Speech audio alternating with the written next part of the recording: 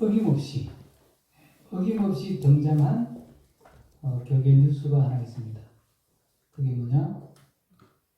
임박한 종말을 부추기는, 또 마치 곧 예수님이 내일 당장 막 재림할 것처럼 그렇게 분위기를 몰고 가는 그런 긴박한 종말론자들이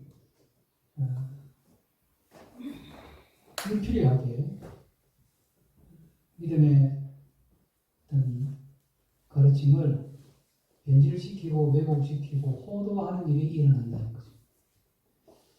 마침 우리가 마태복음을 묵상하는 가운데 마태복음 23장 끝부분부터 24장에 걸쳐서 나오는 내용이 예수님의 재림과 그리고 종말에 대한 관련된 말씀이고 그 시대의 징조에 대한 말씀이기 때문에 오늘 시대의 징조를 살피며라는 제목으로 함께 이 시대의 어떤 영적인 징조들에 대해서 함께 묵상하면서 나누려고 합니다.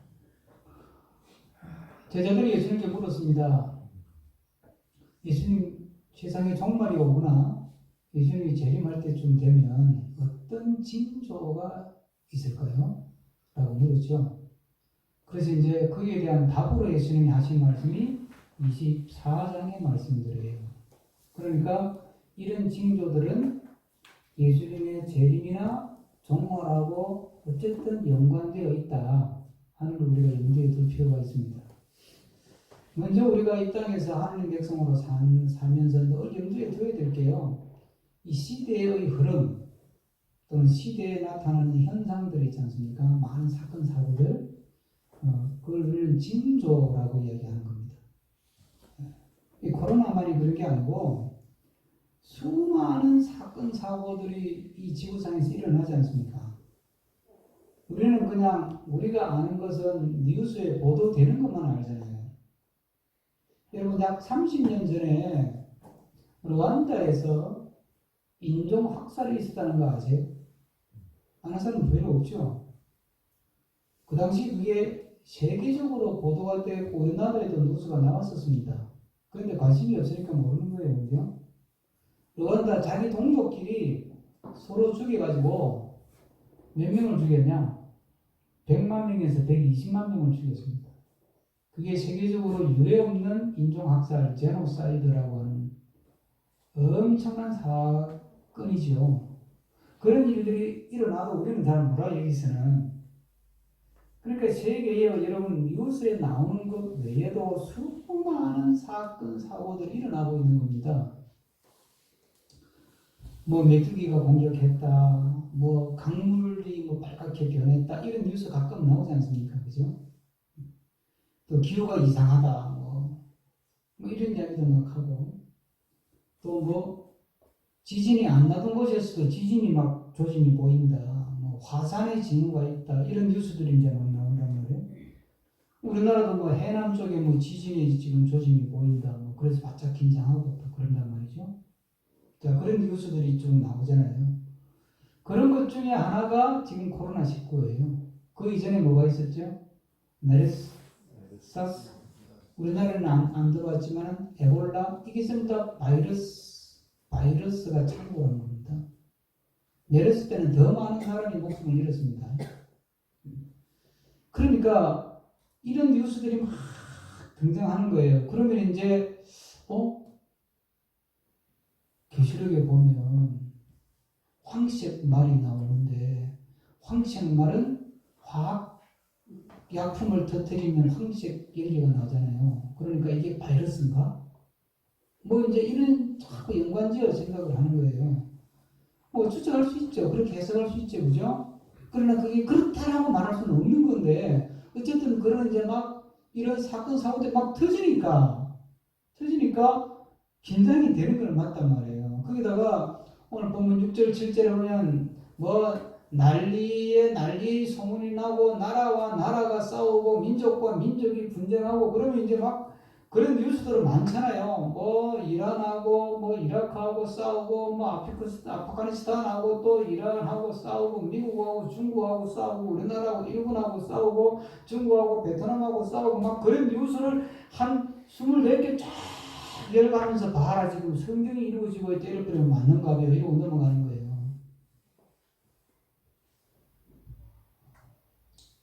지금 제일 관심은 코로나19죠. 코로나19가 지금도 확산 중에 있어요. 지금 계속 확산하고 있어요. 우리나라는 조금 잦아들었지만 세계적으로 지금 630만 명 확진자입니다. 목숨을 잃은 사람이 세계적으로 37만에서 8만 사이입니다. 통계에 잡힌 것만. 우리가 에콰도르 봤잖아요. 그죠? 영상. 통계 안 잡힌 것도 많은 거죠. 그러니까 4, 50만 이상, 50만 이상 목숨을 잃었을 것이라고 보는 겁니다. 계속 지금 확산하고 있습니다. 근데 여러분, 시대의 징조는 이런 것만 있는 게 아닙니다.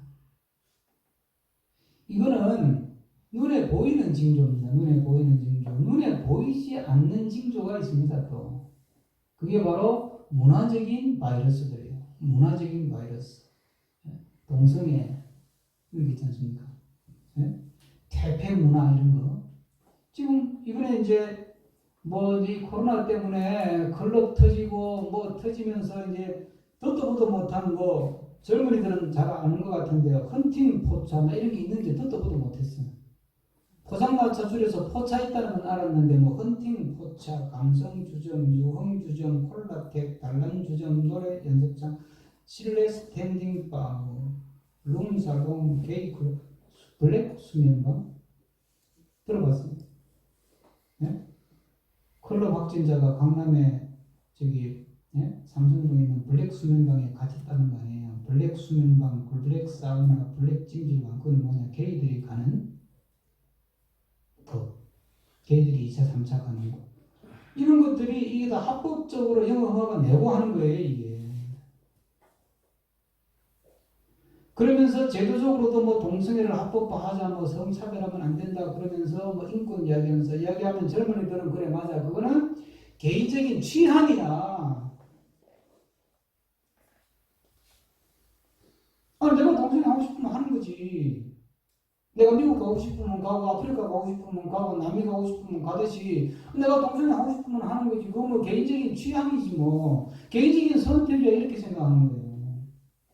그런 식으로 아주 정신적인 바이러스를 집어넣어가지고 분별력을 흐리게 만드는 거예요. 성경은 그걸 미혹한다 이렇게 말합니다. 그래서 나온 게 뭐예요? 그래서 나온 게 하느님께 이렇게 모여서 예배를 드리는 거나 하느님께 모여서 찬양하고 기도하면서 예배를 올려드리는 거나 귀신을 섬기면서 귀신 섬기고 우상 섬기면서 막 몸에 피를 내고 몸을 막 자해하고 그러면서 심지어는 사람 모양을 만들어서 불에 태우고 바늘로 찌르고 심지어는 심한 경우는 부득이 같은 경우는 아이를 제물로 바치고 그렇게 우상 앞에 제사 지내는 거나 똑같은 거 아니냐. 부들교를 믿든 기독교를 믿든 천주교를 믿든 불교를 믿든 자기 선택의 문제지. 그게 뭐 다르냐. 왜? 너만 옳다고 이야기하는 건 독선 아니냐 이렇게 이야기하면 맞아. 그렇네. 사람이 독선적이면 안 되지. 그래서 그거는 개인의 취향의 문제고 선택의 문제라고 하는 그런 사상 구조를 머리에 딱 집어넣어버리면 맞아. 이건 선택의 문제야. 여러분 문화라고 똑같은 문화가 아닙니다. 사실은 태폐적인 문화도 있고 건강한 문화도 있는 겁니다. 문화라는 이름으로 다 똑같이 취급할 수가 없는 겁니다.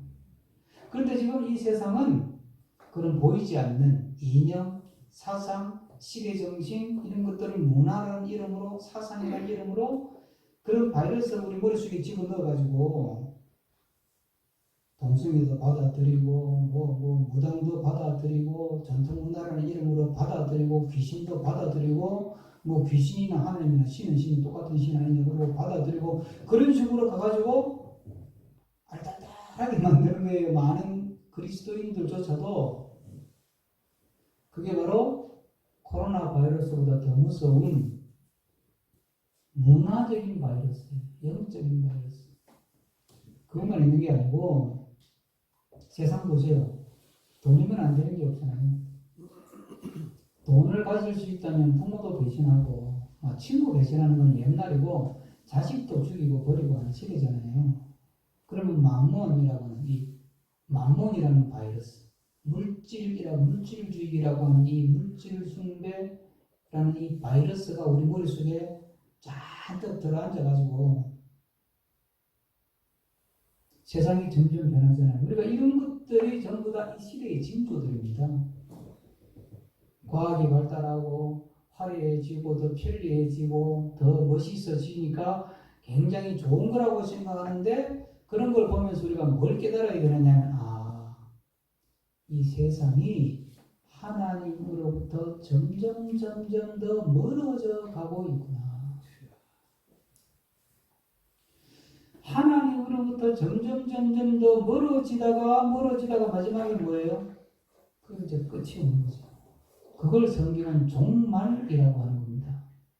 오늘 그래서 본문에 뭐라 그러냐면 8절 보면 이 모든 것은 8절 이 모든 것은 뭐라고요? 재난의 시작이라고. 재난 자체가 중요한 게 아니고 이 모든 것은 재난의 시작이에요. 예? 그러니까 우리가 이런 식으로 하려면 코로나 바이러스부터 시작해가지고 정신적인 바이러스, 종교적인 바이러스, 영적인 바이러스, 물질적인 바이러스, 쾌락의 바이러스, 이런 것들이 우리 마음속에, 우리 생활 속에 과학주의 바이러스, 인본주의 바이러스, 이런 것들이 쫙 들어와서 하나님으로부터 점점 더 어떻게 된다고요? 멀어지게 만드는 거예요. 그럼 이런 징조를 딱 보면서 뭘 생각해야 돼? 큰일 났네. 그게 아니고, 하나님으로부터 이 역사가 세상이 멀어지고 있구나. 화려하게 바뀌면서 더 멀어지고, 편리하게 바뀌면서 더 멀어지고 있구나. 인공지능이 나오면서 하나님 없어도 되겠네. 그러면서 결국 하나님으로부터 더 멀어지고, 자꾸 하나님으로부터 멀어지는 것이구나. 그러면 하나님으로부터 멀어지다 보면 마지막에 오는 것은 하나님의 심판일 수밖에 없고, 그것이 성경은 종말이라고 말하고, 그것을 가리켜 예수님의 재림이라고 말하는 거예요. 그러니까 결국은 종말이 오겠구나. 이걸 예언적 지혜라는 것입니다. 이걸 생각할 줄 아는 사람, 이런 징조들을 보면서 결국은 하나님의 예언의 말씀대로 종말이 오겠구나. 이걸 딱 깨닫는 거, 이걸 예언적 지혜라고 하는 거죠. 이런 지혜를 가진 사람은 그 다음 뭘 생각합니까? 하나님 잘 믿어야 되겠네. 믿음 생활 똑바로 해야 되겠네. 이러다가 어느 순간 갑자기 코로나 빵 터지듯이 어느 순간 갑자기 재림이 오거나 종말이 오면 큰일 나겠네. 내가 정신 똑바로 차리고 예수님 잘 믿어야 되겠다. 정말 내가 천국 갈 마음이 조금이라도 있다면 주의를 잘 지켜야 되겠다. 대충 기분 좀 왔다가 기분 나쁘면 가고, 여기 갔다가 저기 갔다가 그냥 유람하듯이 그냥 이름만 걸쳐놓으면 되겠구나. 이래가지고는 안 되겠네. 라고 하는 것을 깨닫는 게, 그걸 계시적 지혜라고 하는 거예요. 여러분. 영적인 경각심. 우리가 쓰는 말로 하면. 이런 징조들을 보면서도 영적인 경각심을 갖지 못한다면, 그 성경은 그걸 부드럽게 이야기하면 우매한 백성이라고 말하고, 심하게 말하면 화인 맞은 마음이라고 합니다. 이런 끔찍한 징조들을 보면서도 깨달았으니까 화인이 맞았다. 화인이 뭐죠? 인두로 찢었다. 이 마음을 찢어가지고 딱딱하게 타버리면 감각이 없는 거예요. 지존파는 감각이 없는 게 아니고 깨달음이 없는 거예요. 결국은 스스로 자기를 심판의 구름통이로, 멸망의 구름통이로 몰고 가는 거거든요. 그런데 지금 당장은 교회 안 나와도 지금 당장 벼락이 내리는 게 아니잖아요. 그죠? 그러니까 별일 없네? 그러고 그냥 사는 거예요. 예수님 안 믿고 믿음 생활 제대로 안 하고, 제 기분대로 믿음 생활 하더라도 기분대로 하고 그러고 사는 거예요. 그게 잘 믿는 걸로 착각을 하는데, 이런 영적인 경각심을 가질 줄 아는, 그래서 이 시대의 징조를 보면서 경각심을 가지면서 믿음의 허리띠를 졸라매야 되지. 어떤 사람들은 말씀드렸잖아요. 막 전쟁 곳곳에 있는 전쟁, 막 민족 간의 분교 분쟁, 극단주의자들, 또 막 코로나 사태, 지진 이야기, 또 홍수 이야기, 화산 이야기 이런 걸 뉴스로 쫙 편집해가 영상 보듯이 한 60분짜리 만들어가지고 한번 봐봐요. 보고 나면 어떤 생각이 들어요? 큰일 났네. 큰일 났네. 그러고는 이러면 안 되겠네. 뭔가 좀 특별한 일을 해야 되겠다. 그러고는 이제 회사도 그만두고, 직장 생활도 그만두고, 살림살이도 그만두고, 막 예배당 가서 그냥 24시간 기도만 하고 예수님 재림 때가 다 됐으니까 기도만 하고 앉아있어야겠다. 그러면 그게 이제 거짓된데 미혹이 된 거예요. 그걸 미혹이라고 하는 거예요. 그 믿음 생활 잘하는 게 아닙니다. 오늘 주제하고는 좀 벗어나지만 여러분 믿음이라고 하는 것은요 하나님을 믿으면 어떻게 되느냐면 사람이 희한해지는 게 아니고 지극히 정상이 되는 거예요. 네? 믿음이 뭐예요? 하나님의 형상을 회복하는 거지 않습니까? 그렇죠? 하나님의 형상을 회복하면 하나님이 원래 인간을 창조하신 아담과 하와가 범죄하기 이전 상태로 돌아가는 거잖아요. 그게 원래 하나님이 원래 만들어 놓은 그 모습대로 다시 회복이 되는 거거든요. 그게 뭐냐? 사람이 지극히 정상적인 게 되는 거예요. 상식, 우리가 쓰는 말로 하면 지극히 상식적인 사람이 되는 겁니다. 근데 그 상식의 토대가 예수 그리스도인 거지. 그런데 우리가 왜 신천지나 이런 이단들에 대해서 우리가 왜 그걸 혐오하고 그걸 배척하느냐 하면 상식적이지 않잖아요. 전도하기 위해서 거짓말해도 된다고 그러고 그건 아닌 거예요, 여러분. 그건 상식적이지 않잖아요. 우리가 이런 이 시대의 징조를 보면서 영적인 경각심을 가질 줄 아는 우리가 되기를 축복합니다. 아멘. 그리고 이런 시대의 징조를 좀 볼 줄 아셔야 돼요. 여러분들이 생각할 틈이 많지 않으니까 제가 설교를 통해서 또 하나님이 성경을 통해서 이런 말씀을 주시는 건데 너무 여기에 심취하지 마세요. 그런 교단도 있고 그런 것들이 인터넷 들어가면 많아요. 인터넷 들어가서 보면요. 그거 하면 한 시간만 앉아서 보면 그 쏙 빠져요. 그래가지고 시험도 좋은 걸로 빠지는 거예요. 그리고 재산 다 틀리고. 다가올 미래를 대비하라. 이장님이라는 사람이 그렇게 돈 끌고 모아가지고 어떻게 됐어요? 사람들은 거기에 빠져가지고 그냥 넘어간 사람들은 재산 다 뺏기고 자기는 재산 가지고 미국 도망갔잖아. 그래서 성경 말씀 그대로잖아요. 미혹이 되는 거예요. 그런 게. 여러분 그게 잘 믿는 게 아닙니다. 잘 믿는다는 것은 지극히 하나님이 원래 인간을 만든 건강한 생각, 건전한 생각, 건강한 마음, 지극히 성경의 토대 위에 상식적인 사람이 돼요. 그런 믿음으로 주님의 재림을 준비하고 종말을 대비하는 우리 모두가 되기를 축복합니다. 그러니까 우리가 봐야 될 것은 이런 징조는 참고만 하는 거예요, 여러분.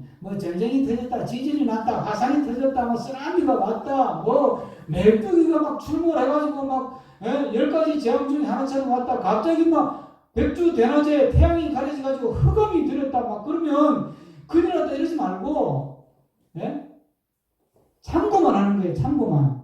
그럼 우리는 뭘 봐야 되느냐면, 그런 징조를 보면 징조의 현혹이 돼요. 뭘 봐야 되죠, 우리는? 예수님만 보면 될 줄은 믿습니다. 간단하잖아요. 예수님만 보면 된다니까요. 십자가만 보고 예수님만 붙들고 있으면 아무 문제가 없는 거예요.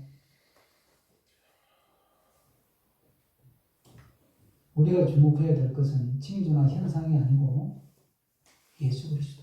우리의 십자가에 죽임 당하시고 우리의 죄를 위해서 피 흘려 죽으시고 우리의 영원한 소망을 위해서 영원한 생명을 위해서 부활하셔서 다시 오실 예수님. 그분만 마음으로 꼭 붙들고 그분의 가르침을 따라 살면 되는 거예요. 그러면 완벽한 종말에 대한 대비가 되는 거고 재림에 대한 완벽한 준비가 되는 겁니다.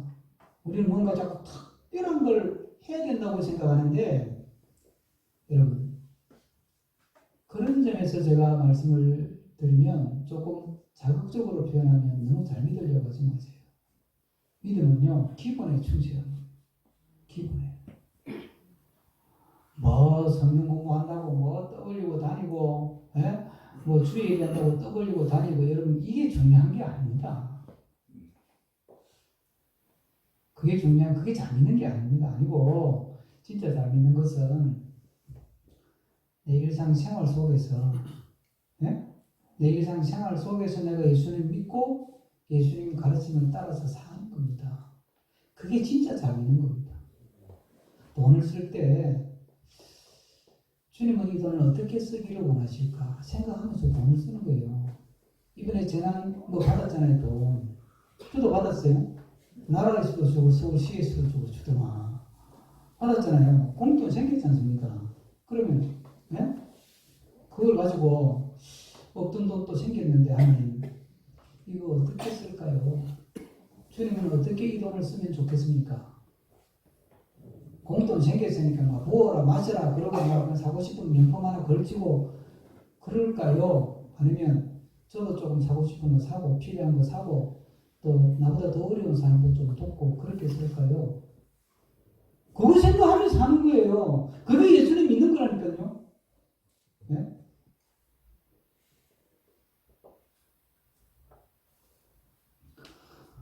마태복음에는 깨어있으라는 말씀이 한 번도 안 나옵니다. 24장 다 읽어봐도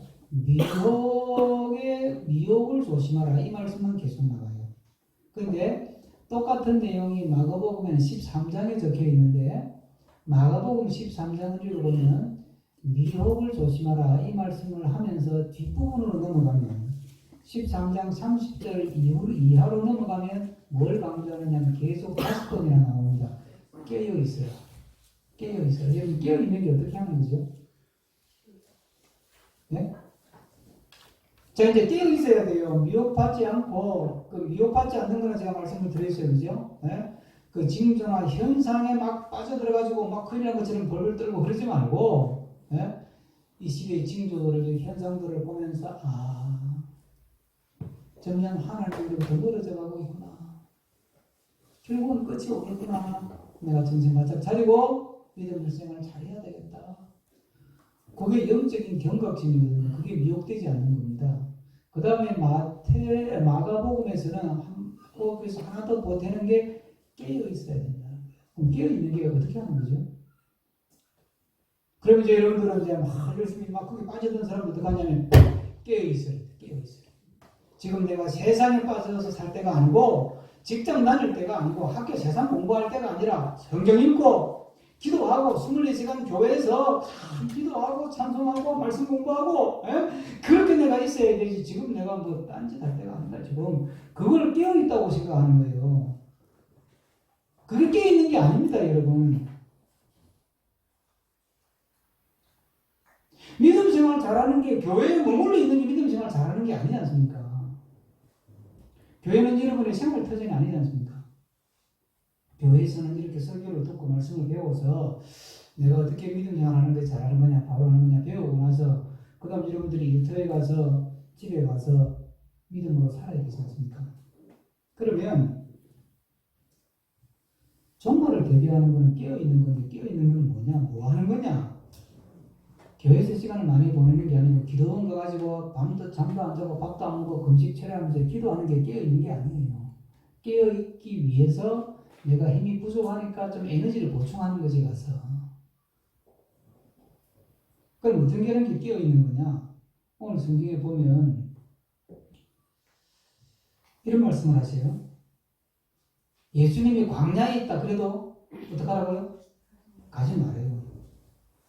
골방에 있다 그래도 가지 말아요. 특별한 장소에 있는 게 아니라는 거예요. 예수님의 재림, 예수님의 은혜, 예수님의 종말은 특별한 장소에 있는 게 아니라는 거예요. 우리가 잘 아는 이 재림에 대한 말씀 가운데 예수님이 주신 비유가 있죠. 그죠? 두 사람이 함께 길을 가다가 한 사람은 들림을 받고 천국 가고 한 사람은 남는다.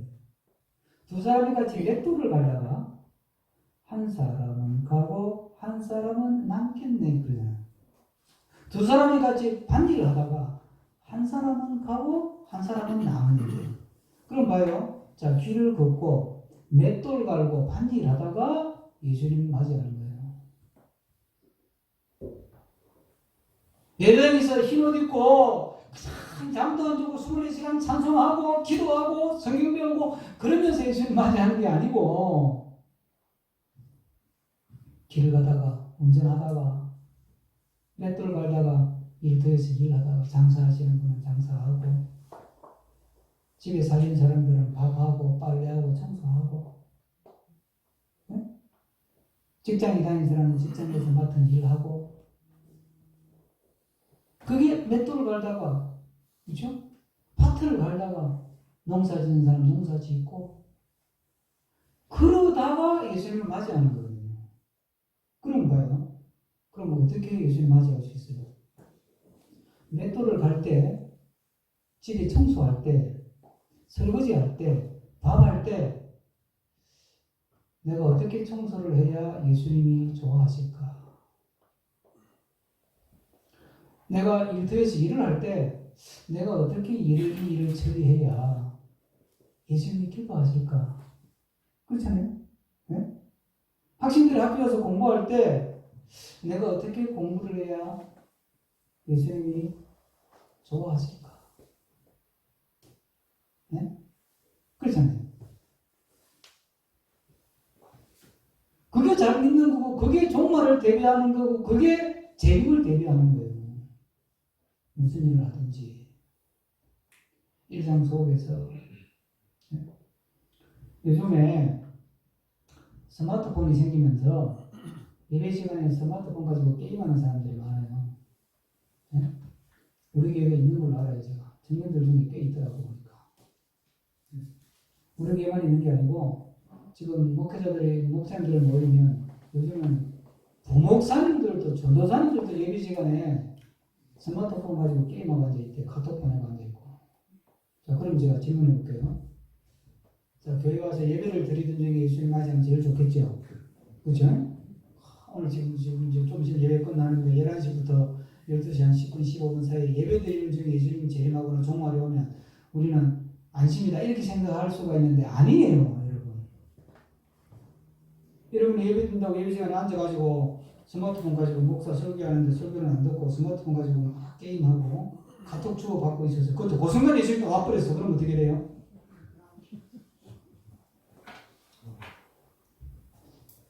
너 지금 그걸 예배라고 나한테 지금 드리고 있냐? 어? 약하고 게으른 종아. 안 그러겠어요? 안 그러게 그죠? 근데 일터에서 손님을 응대하면서 그 사람이 좀 갑질을 해.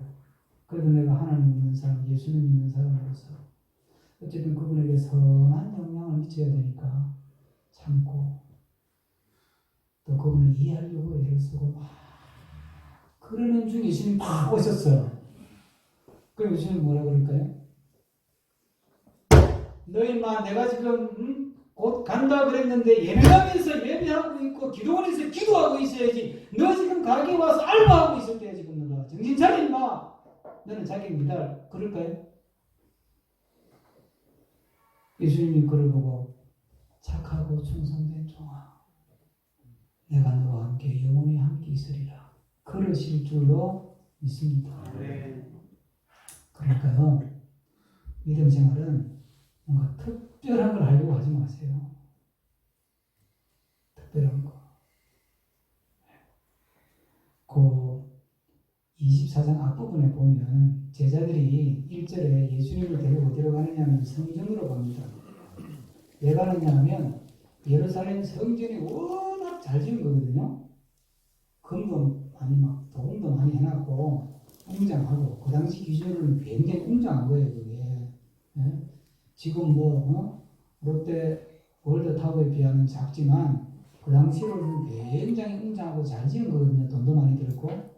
그러니까 이제 제자들이 68년이나 걸렸으니까 뿌듯해가지고 하나님을 모시는 성전 그걸 이제 한번 예수님한테 자랑도 하고 그러고 싶어가지고 이제 간 거예요. 그 1절이 그 말씀이잖아요. 네? 제자들이 성전 건물들을 가리켜 보이려고 간 거야. 근데 예수님이 뭐라 그러냐면, 얘들아, 너 이거 자랑하고 싶냐? 에? 이거 돌 위에 돌 하나 없이 완전히 무너져. 그게 중요한 게 아니야. 그게 중요한 게.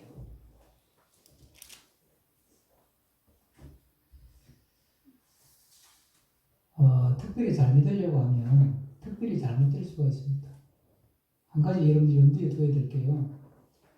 이제 신천지가 지금 이제 터져가지고 지금 이 이단에 대한 연구가 많아져서 특히 이제 신천지에 대한 연구가 굉장히 활발한데, 제가 신천지에서 목사까지 하고 교구장까지 지낸 사람, 이제 우리 교단 목사님이 됐어요. 지난 봄에, 이제 이번 봄에 안수 받았는데, 그분 안수 받기 직전에 제가 그분 강의를 들었거든요. 그분이 무슨 말을 하냐면 제가 깜짝 놀랐어요. 아는 사실인데 확인하고 진짜 소름이 딱 돋더라고요. 목사님들, 신천지에 빠지는 사람들이 믿음이 없어서 빠진다고 생각하면 절대 착각입니다. 그 사람들은 기존 교회 안에서 누구보다 열심히 있었대요. 누구보다 말씀을 사모했고, 누구보다 성경 공부를 사모했고, 누구보다. 근데 교회 가니까 만족이 안 되는 거예요. 자기 기대만큼 안 채워주거든. 그러니까 이제 이 사람들은 자꾸 다른 데 기웃기웃 하는 거야. 기웃기웃 하다가 신천지 딱 만나보면 우리하고 성경 공부합시다. 내가 안 그래도 성경 공부 내가 체계적으로 배우고 싶어서 잘 됐네요. 그리고 이제 복음방에 가서 1대1로 6개월, 그 다음 생타 가서 6개월. 그러면서 신천지로 빠집니다. 그러면서 그분이 하는 이야기가, 목사님들, 교회 안에서 특별히 성경 공부 열심을 보이고 특별히 뭐 주의 일에 열심히 보이는 사람들을 주의 깊게 살피세요. 그분들이 잘못된 길로 갈 가능성이 아주 높습니다. 무서운 이야기잖아요. 여러분, 스티브 잡스가 한 말이죠. 스티브 잡스가 속도보다 뭐라고요? 방향이다. 속도가 중요하다 막 그랬는데 이제는 속도가 중요한 게 아니고 어떤 방향으로 속도를 내느냐. 열심보다 더 중요한 것은 그 열심의 방향이 어느 쪽으로 가느냐. 일상의 생활 속에서, 가정에서, 아내로서, 남편으로서, 부모로서, 자식으로서, 일터에서, 사장으로서, 직원으로서 어떻게 하면 내가 주님이 더 원하시는 삶을 살까? 사업을 할 때 어떻게 하면 더 주님께 영광이 되도록 살까? 자식을 키울 때 어떻게 하면 더 주님이 기뻐하도록 내가 자식을 키울까? 내가 어떻게 하면 더 주님이 기뻐하는 남편이 될까? 어떻게 하면 주님이 기뻐하는 아내가 될까? 거기에 열심을 내고 그 방향으로 열심을 낼 때 주님이 언제 오시든, 밤에 오실는지 낮에 오실는지 너희들은 모른다 그랬는데 밤에 오시든 낮에 오시든 다 오시는 순간 우리를 보고, 그래 참 너 착하고 충성된 되겠습니다. 그래 나와 함께 영원한 나라로 가자. 그렇게 우리를 맞아 주실 줄로 믿습니다. 일상 속에서 기본에 충실한 믿음 생활을 통해서 천국을 대비하고 종말도 대비하고 재림도 대비해서 주님이 언제 오시든지 아무 문제 없이 주님 손잡고 영원한 하나님의 약속의 세계로 나아가고 들어가는 우리 모두가 되기를 축복합니다. 기도하겠습니다.